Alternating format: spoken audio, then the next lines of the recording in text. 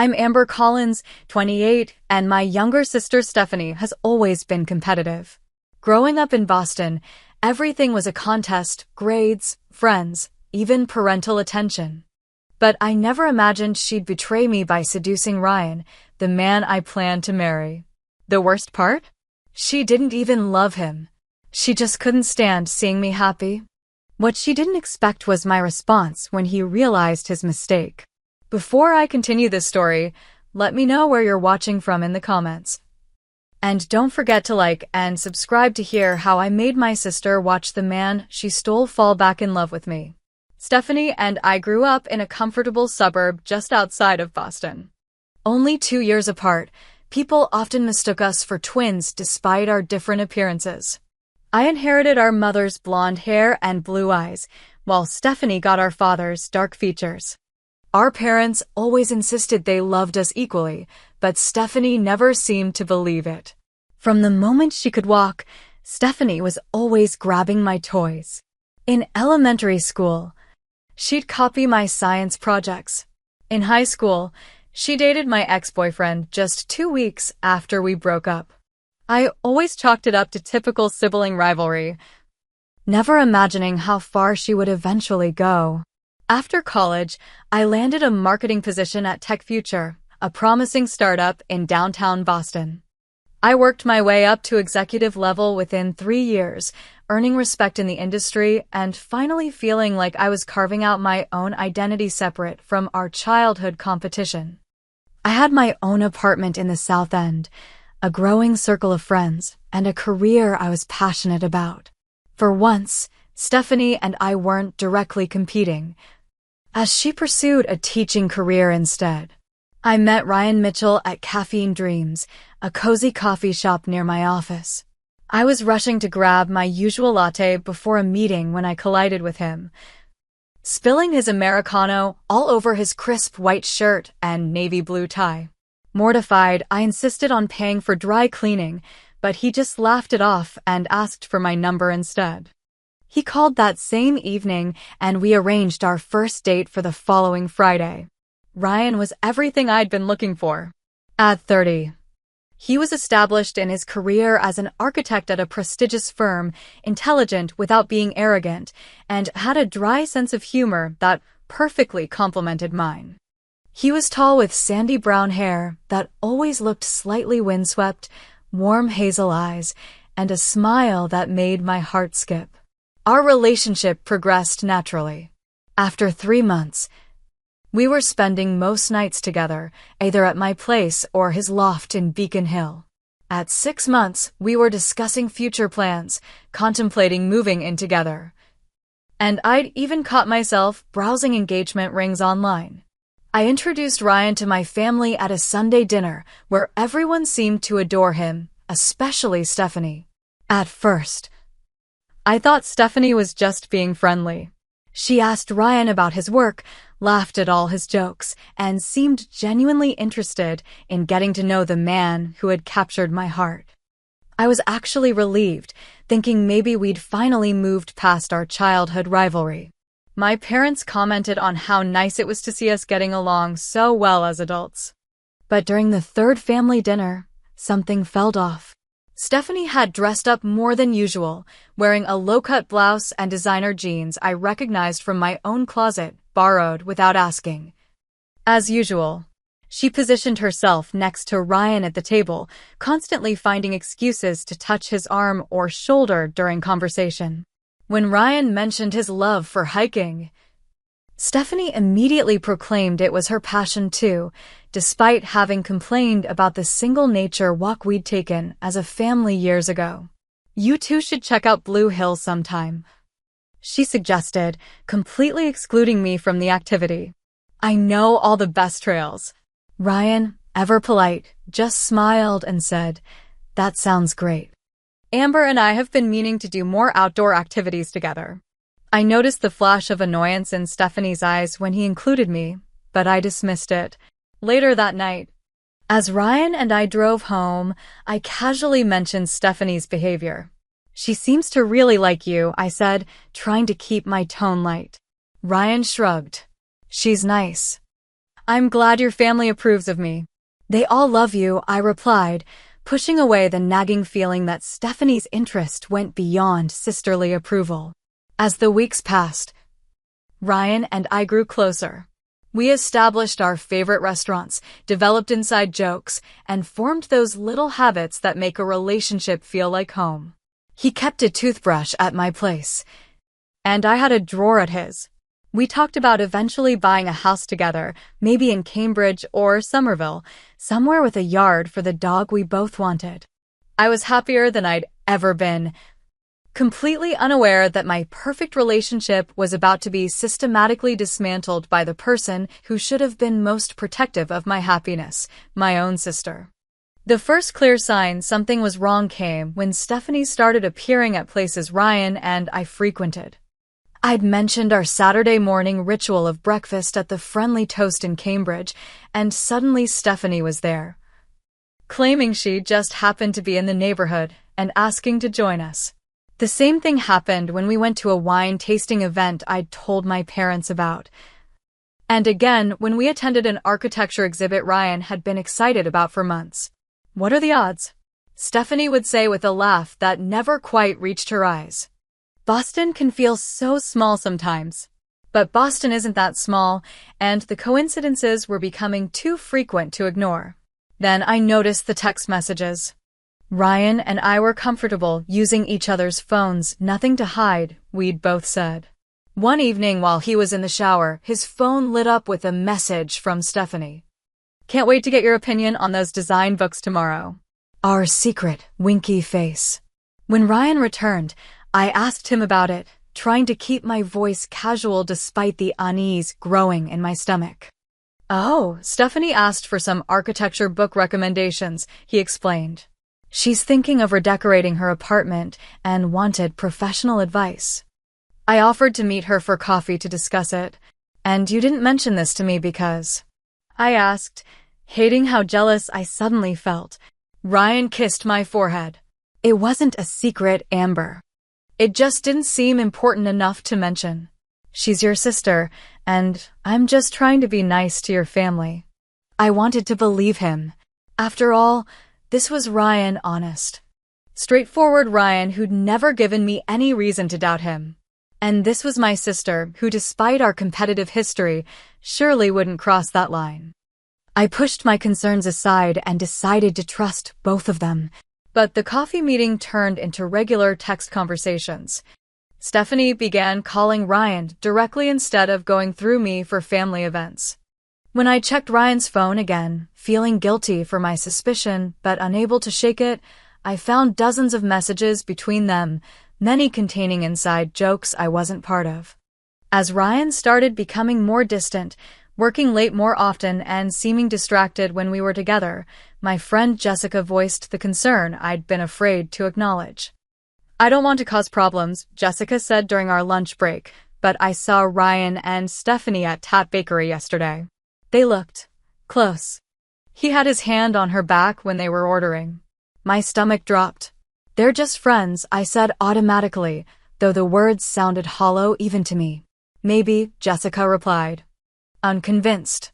But friends don't usually look at each other the way they were looking at each other. I'm sorry, Amber, but as your friend, I thought you should know. That night, I confronted Ryan again, this time more directly. Is there something going on between you and Stephanie?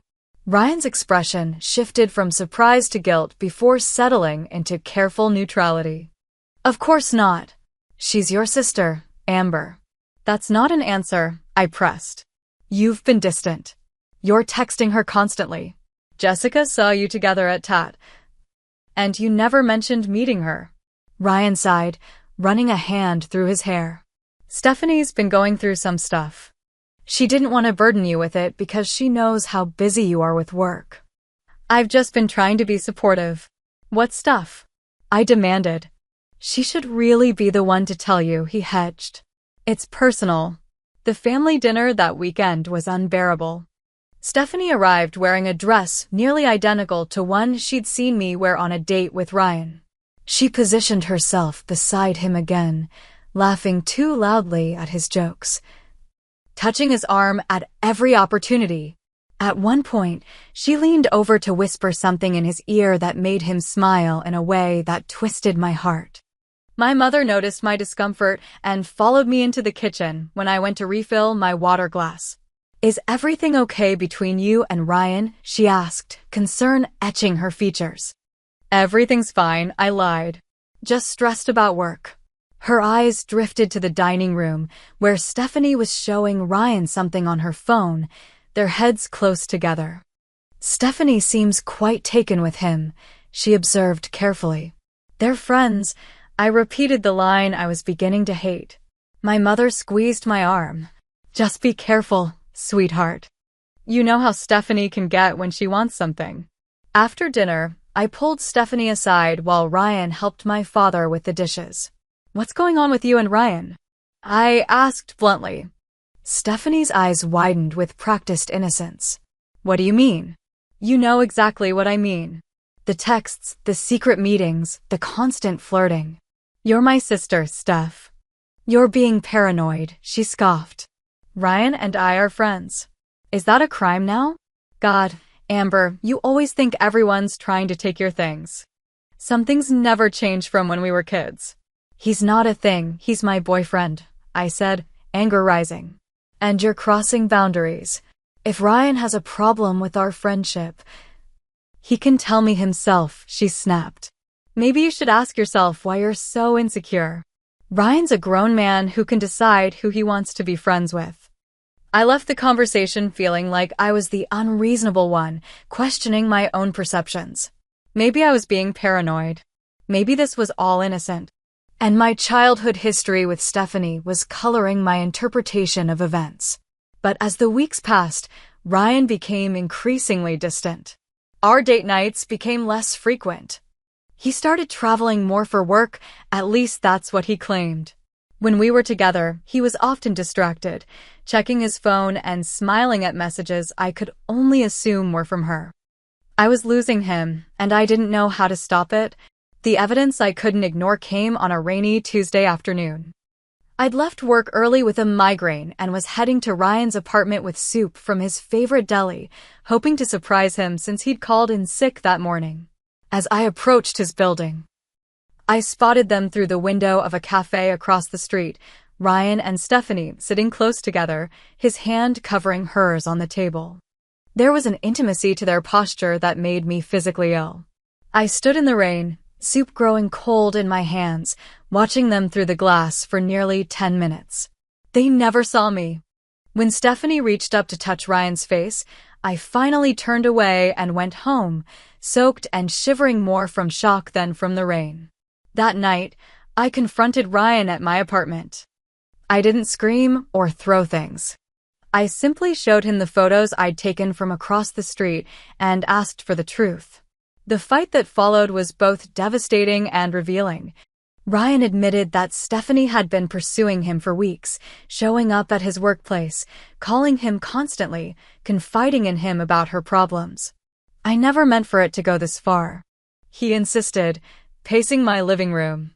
"I was trying to let her down gently. I didn't want to cause drama in your family." "So, instead you started an emotional affair with my sister?" I asked incredulously. "It's not an affair. We haven't done anything physical," he protested, though his face told me he wasn't being entirely truthful. "She's going through a really hard time, Amber. She feels like she's always in your shadow, like she can never measure up. She's lonely and struggling, and that's your responsibility to fix because..." Ryan looked away. I felt sorry for her. And flattered, I guess. "But I love you, Amber. Only you." I wanted to believe him. Despite everything, I still loved him. So I made a decision that would come back to haunt me. If that's true, then you need to set clear boundaries with Stephanie. No more private meetings, no more constant texting. If she needs support, she can get it from friends or a therapist, not my boyfriend. Ryan agreed readily, seeming relieved that I was willing to work through this. We spent that night reconnecting. And I foolishly believed we had weathered the storm. The next day, Stephanie called and asked to meet for coffee. Thinking this was my chance to clear the air between us, I agreed. Ryan told me you saw us yesterday, she began without preamble when we sat down. I know how it must have looked, but it's not what you think. Then what is it? I asked, trying to keep my voice level. Stephanie's eyes filled with tears. I've been going through a really hard time. My last relationship ended terribly. I lost my best friend in the fallout. Work has been awful. I just needed someone to talk to, and Ryan was kind enough to listen. There are therapists for that, I pointed out. Or friends. Or your actual sister. You're always so busy with your perfect life, she said, a hint of bitterness seeping through. Your amazing job, your gorgeous apartment, your handsome boyfriend. I didn't want to burden you with my problems. So instead you burden my boyfriend? The one good thing in my life that you haven't tried to compete with or take from me. Stephanie looked genuinely hurt. Is that really how you see me? As someone who just wants to take things from you? I felt a twinge of guilt. Our history speaks for itself, Steph. I've never had what you have, she said quietly. You've always been the successful one, the pretty one, the one who gets the great guys. Just once, I want to know what that feels like. Her vulnerability seemed genuine, and against my better judgment, I felt myself softening. If you're lonely, I can help you meet someone. But it can't be Ryan. Stephanie wiped her eyes and nodded. I know. I'm sorry if I crossed a line. It won't happen again. For 2 weeks, things seemed to improve. Ryan was more attentive. Stephanie kept her distance, and I started to believe we could all move past this uncomfortable episode. I even helped Stephanie set up a dating profile and introduced her to a colleague I thought might be compatible with her. Then came the day that shattered everything.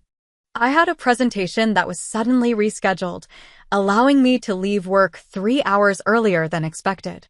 Deciding to surprise Ryan, I picked up takeout from our favorite Thai place and headed to his apartment. I still had his key, so I let myself in quietly, thinking he might be napping since he wasn't answering texts. The sounds from the bedroom left no doubt about what was happening. Still, some masochistic impulse propelled me forward, needing to see with my own eyes what my heart already knew. I pushed open the bedroom door to find Ryan and Stephanie tangled together in his bed, so engrossed in each other they didn't notice me until I dropped the takeout bags on the floor. Their expressions as they scrambled to cover themselves are forever etched in my memory, Ryan's shock and shame. Stephanie's initial fear quickly morphing into something close to triumph before she managed to arrange her features into fake remorse. Amber, Ryan gasped. I can explain. Don't bother, I said, surprised by how calm I sounded when everything inside me was shattering. I think this explains itself. Stephanie clutched the sheet to her chest. Amber, I'm so sorry. It just happened. We never meant to hurt you. The carefully rehearsed quality of her apology made it clear this wasn't a one-time mistake. This had been going on for some time, right under my nose, while I was trying to help her find someone of her own. I turned and walked out without another word, ignoring their calls as I left the apartment. It wasn't until I was safely in my car that I allowed myself to break down, sobbing until I could barely breathe. The ultimate betrayal by the two people who should have loved me most, crushing me from the inside out. The weeks following my discovery were some of the darkest of my life. Ryan called incessantly, leaving tearful voicemails begging for forgiveness, claiming it had been a terrible mistake and Stephanie had seduced him. Stephanie, meanwhile, cycled between apologizing profusely and suggesting that perhaps it was meant to be and I should try to be happy for them. I blocked both their numbers. The family fallout was nearly as painful as the betrayal itself. When my parents found out, they were horrified, but their response was frustratingly diplomatic. We can't take sides between our daughters, my mother said during a tense conversation in their kitchen. What Stephanie did was wrong, but she's still our child. She slept with my boyfriend. Mom, I said, incredulous. How is there not a side to take here? My father looked deeply uncomfortable. We've asked Stephanie not to bring Ryan to family gatherings out of respect for you, but we can't cut her off. We're hoping that with time, you two can find a way to repair your relationship." "There is no relationship to repair," I replied coldly. "She's dead to me." I stopped attending family dinners, spending holidays with friends instead. The isolation was crushing. I'd lost not only my boyfriend and sister in one fell swoop, but also the comfortable family structure I'd always taken for granted. Through mutual friends, I learned that Ryan and Stephanie were officially dating. Jessica reluctantly told me she'd seen them together at restaurants and parties, acting like a normal couple without a hint of shame.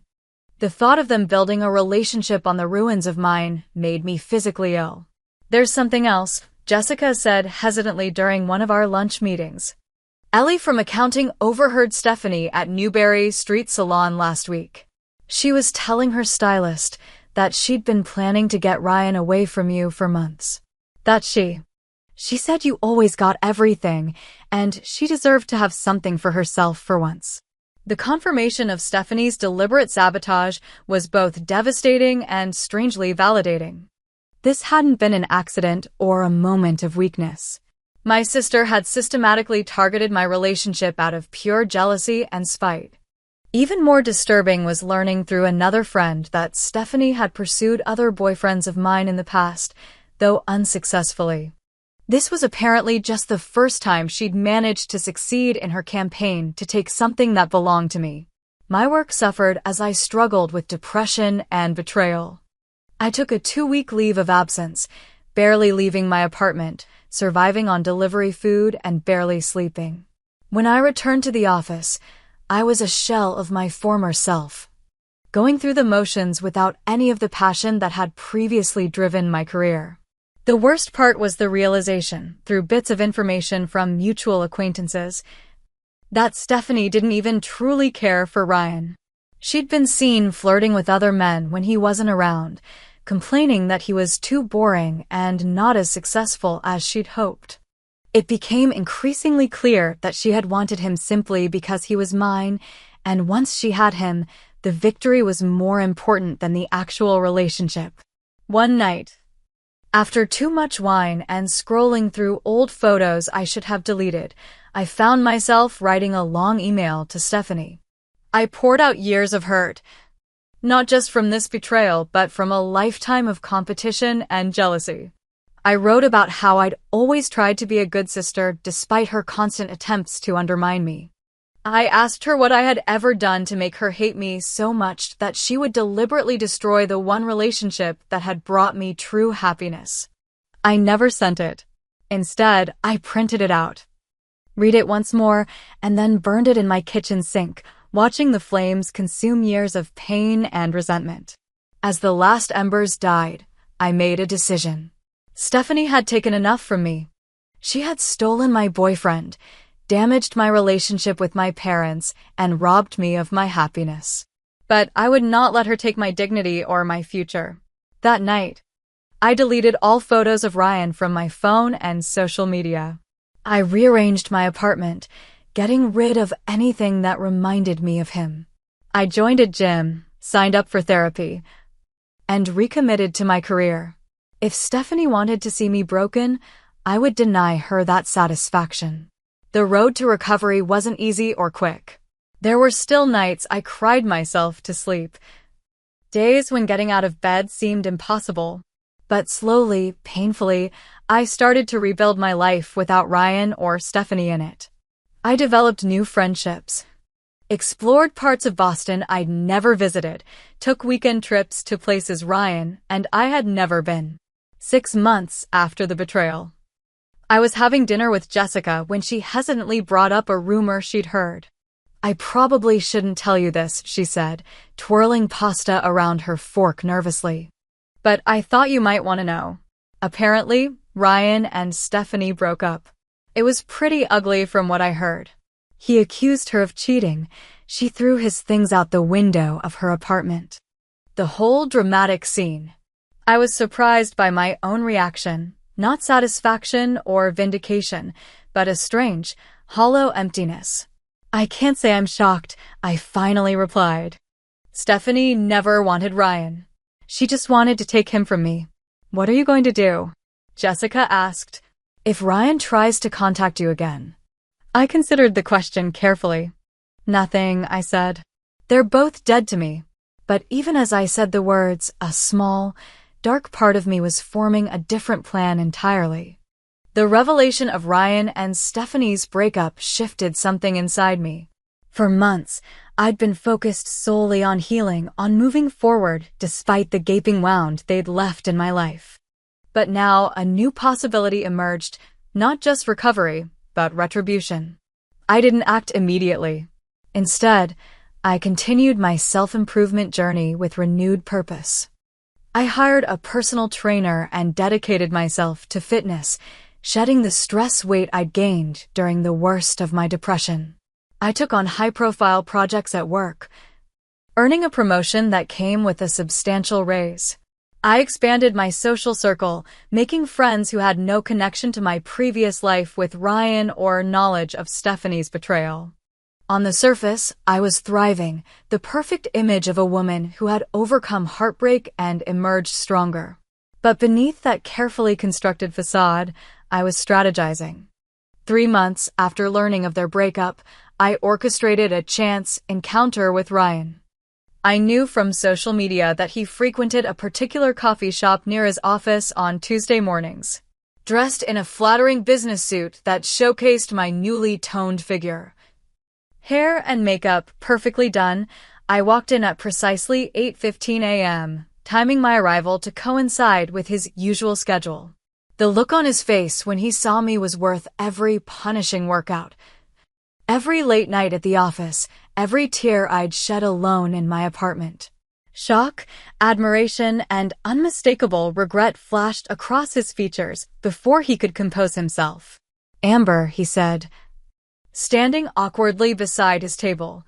You look amazing. Ryan, I acknowledged coolly, as though I'd barely noticed him. Thank you. How have you been? He asked.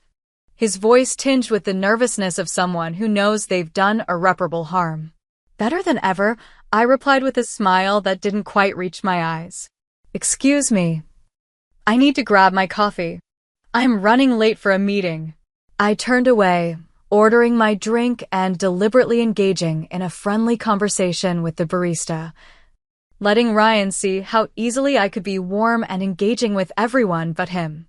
As I prepared to leave with my latte, he stepped into my path. Amber, wait. Could we talk sometime? Please? I've wanted to reach out for months, but I didn't think you'd want to hear from me.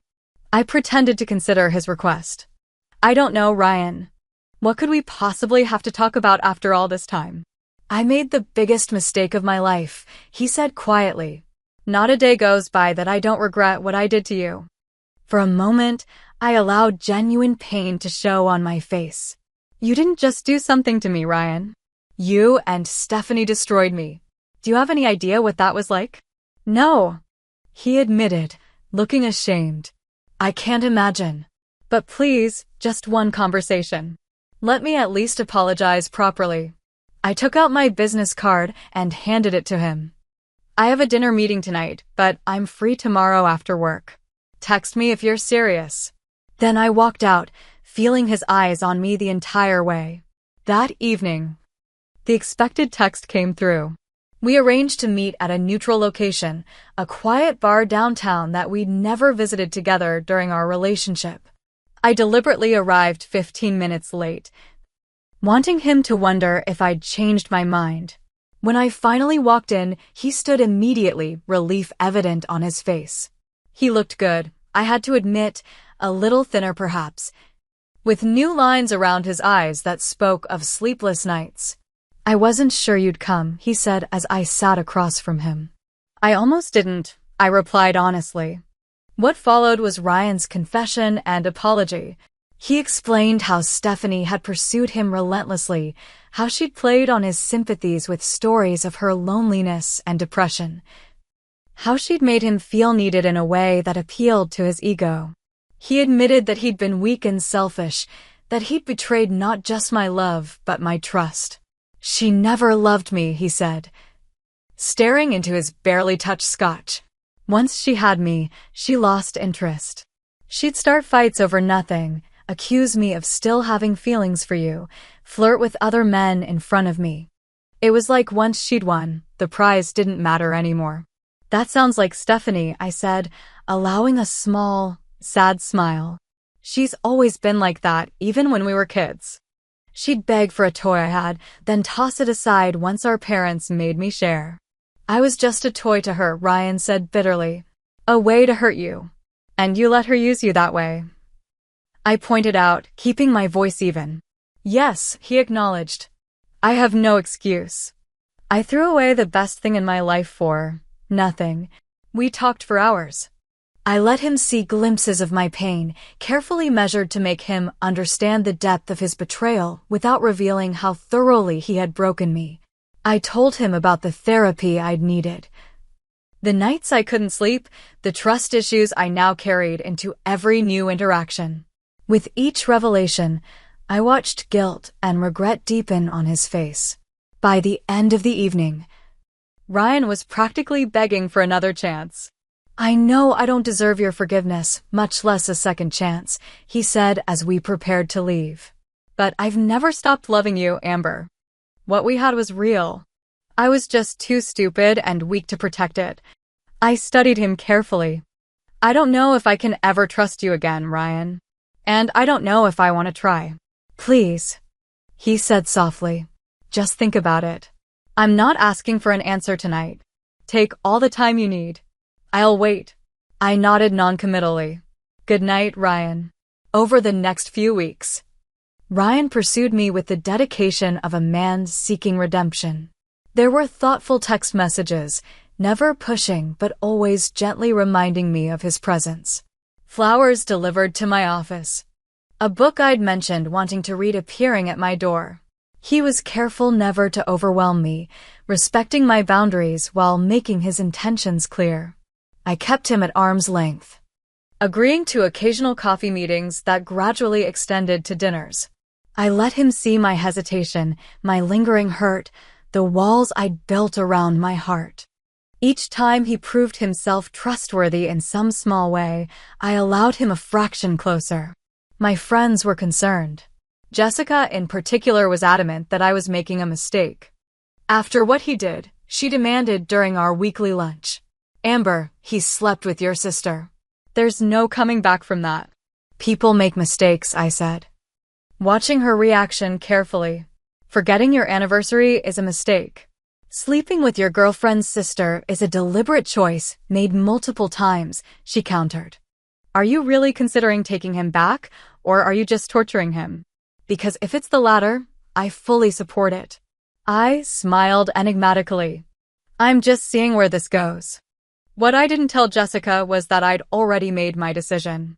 I would give Ryan a second chance, not because I believed in redemption or because I couldn't live without him, but because I knew exactly how much it would destroy Stephanie to see him choose me after everything she'd done to tear us apart.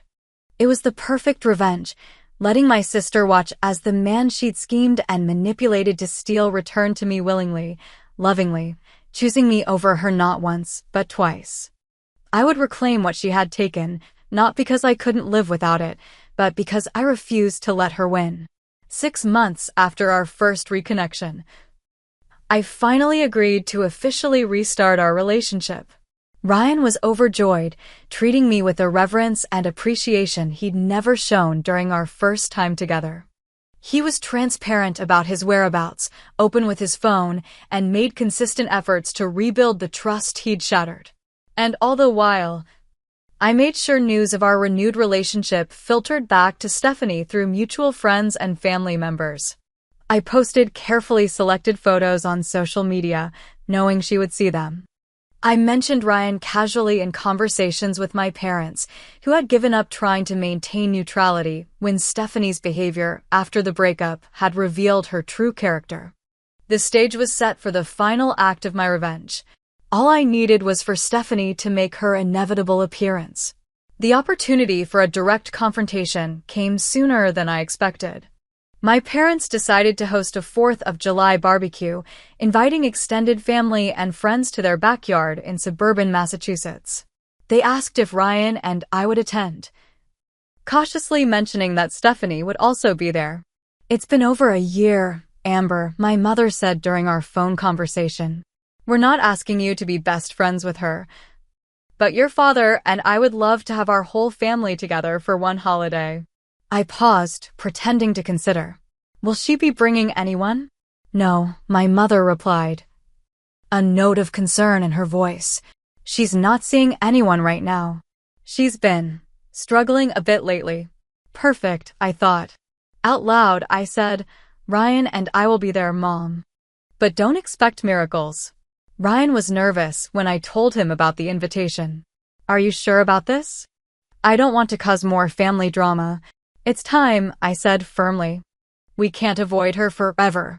Besides, we have nothing to be ashamed of." The day of the barbecue dawned bright and clear. I dressed carefully in a sundress that highlighted my toned figure, applying makeup that enhanced rather than masked my features. Ryan looked handsome in khaki shorts and a light blue button-down that brought out the green in his hazel eyes. We arrived fashionably late, making an entrance when the backyard was already filled with relatives and family friends. The conversation lulled momentarily as we walked through the gate, all eyes turning to us. My father recovered first, coming forward to shake Ryan's hand with a warmth that suggested all was forgiven. My mother hugged me tightly, whispering, "Thank you for coming." Before leading us toward the drinks table, I spotted Stephanie almost immediately. She was standing alone near the grill, a plastic cup clutched tightly in her hand. Her expression frozen in shock at the sight of Ryan beside me. She looked terrible, her hair dull, dark circles under her eyes poorly concealed with makeup, her sundress hanging loosely on a frame that had grown too thin. I smiled at her from across the yard, a small, victorious curl of my lips that I knew she would understand perfectly. Then I deliberately turned away, introducing Ryan to relatives he hadn't yet met, laughing at their jokes, accepting their thinly veiled references to our difficult time with gracious nods. Throughout the afternoon, I was careful to keep Ryan close, my hand on his arm, his around my waist. We moved through the party as a united front, the picture of a couple who had weathered a storm and emerged stronger. All the while, I was acutely aware of Stephanie watching us, her expression growing darker with each display of affection between us.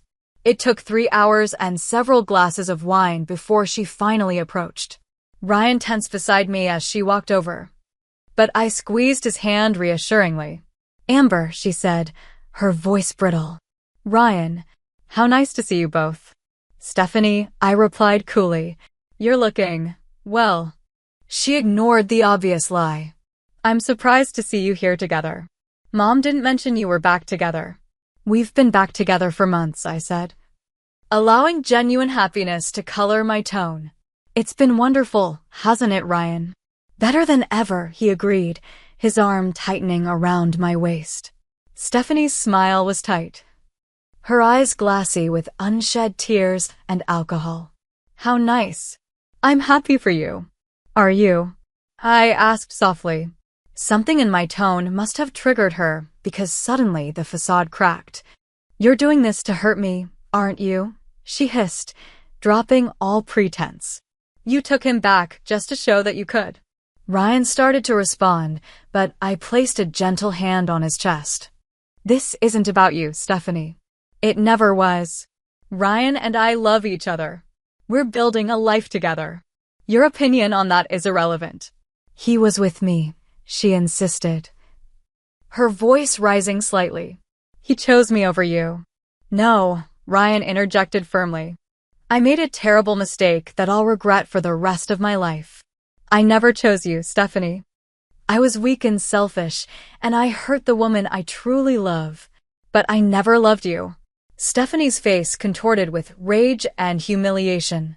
"You weren't saying that when you were in my bed." She spat.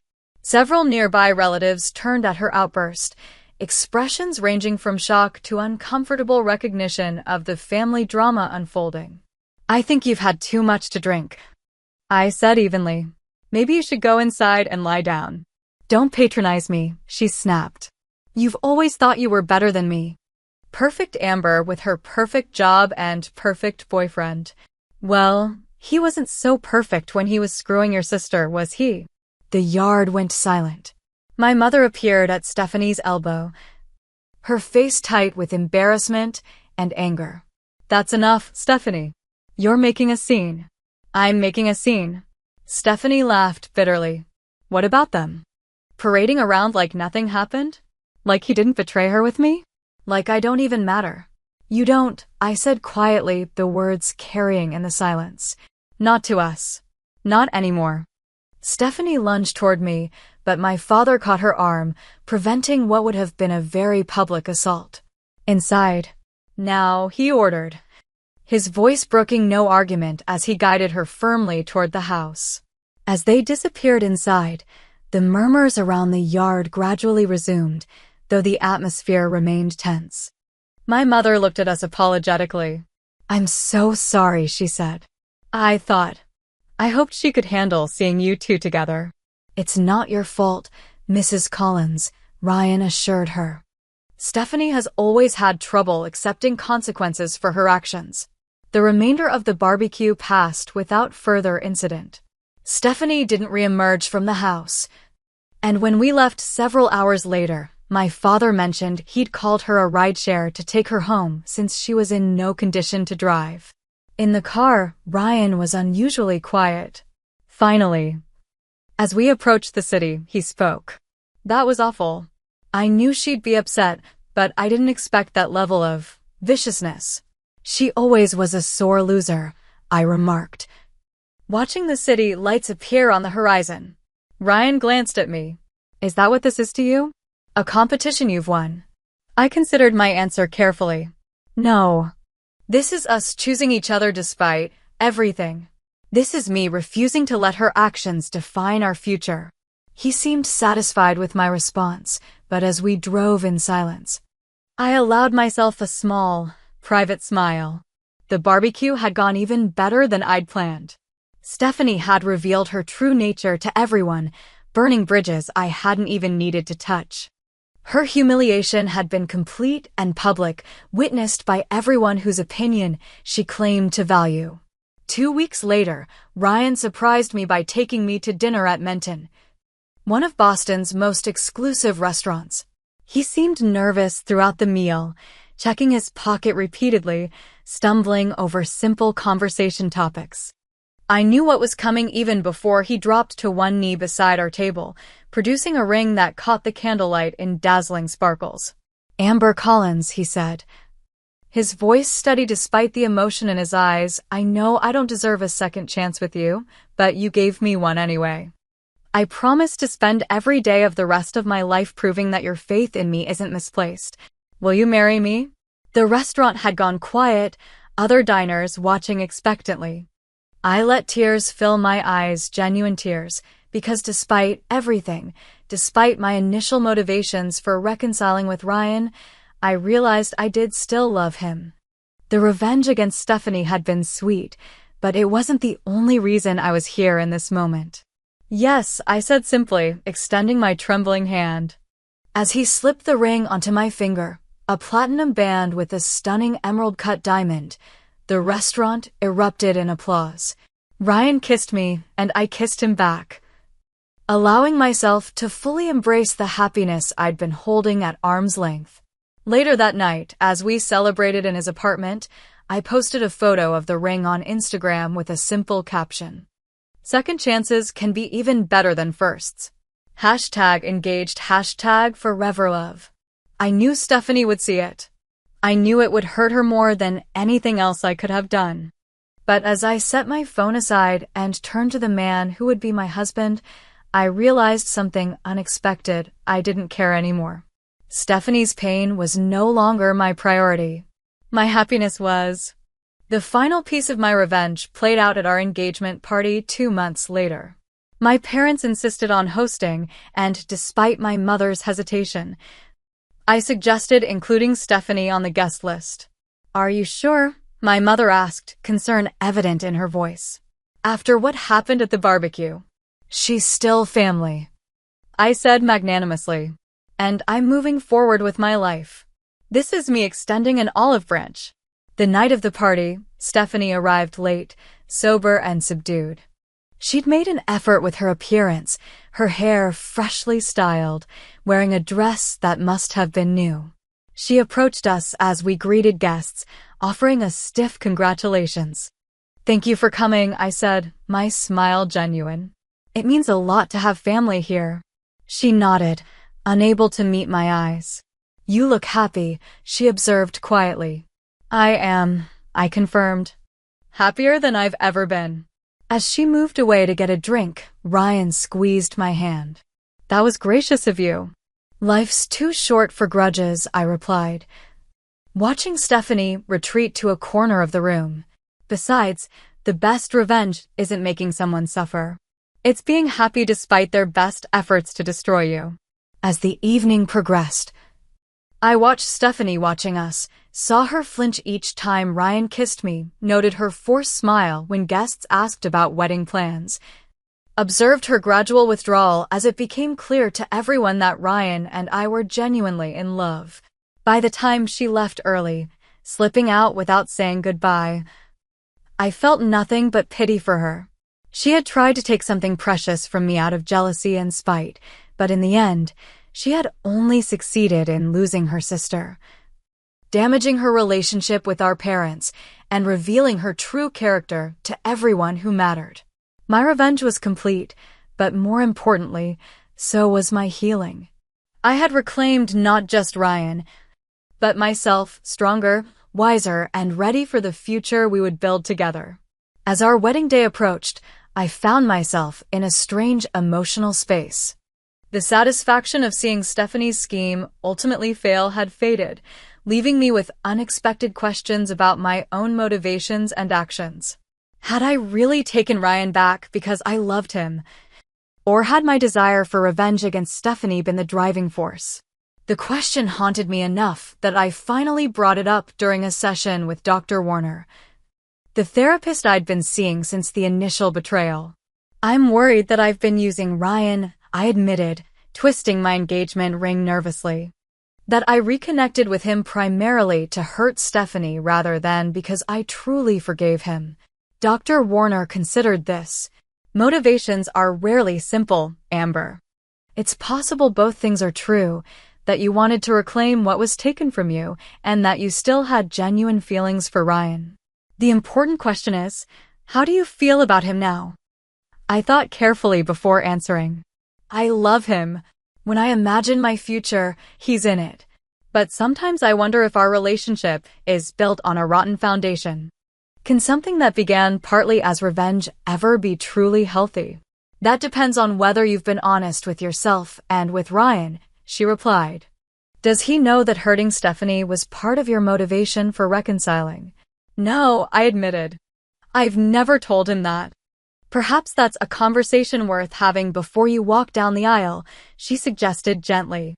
I left that session determined to have complete honesty with Ryan, no matter the consequences. That weekend, while we were spending a quiet evening at my apartment, I gathered my courage and broached the subject. "Ryan, I need to tell you something about when we got back together," I began. My heart racing, something I'm not proud of. His expression grew concerned. "What is it?" I took a deep breath. "When you first approached me about reconciling, I wasn't just thinking about us. I was also thinking about how it would affect Stephanie, how it would hurt her to see you choose me again." Ryan was silent for a long moment. "You wanted revenge," he finally said. It wasn't a question. "Yes," I admitted. "At least partially. After everything she did, I wanted her to suffer. And seeing you with me again, knowing you chose me willingly this time, I knew that would devastate her." "And now," he asked quietly, "is that still why you're with me? To keep hurting her?" "No," I said firmly, reaching for his hand. "That's what I'm trying to tell you. What started partly as revenge has become something real and honest. I love you, Ryan. I want to marry you because of who we are together, not because of what it does to Stephanie." "But you still haven't completely forgiven me," he observed. I considered denying it, then decided honesty was more important. I'm still working on that, I acknowledged. But I'm choosing to love you anyway. I'm choosing to build a future with you despite the past. Ryan was quiet for so long I began to worry I'd made a terrible mistake in confessing. Finally, he spoke.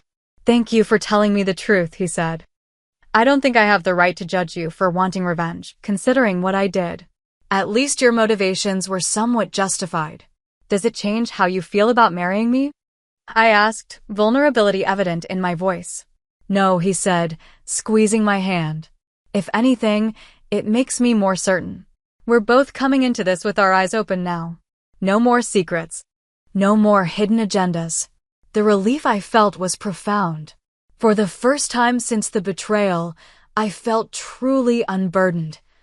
Like we had finally cleared away the last of the toxic debris from our past and could move forward on solid ground. 2 weeks before our wedding, I received a text from Stephanie asking to meet. My first instinct was to refuse, but after discussing it with both Ryan and Dr. Warner, I agreed to coffee at a neutral location. She was already there when I arrived, sitting at a corner table with 2 cups in front of her.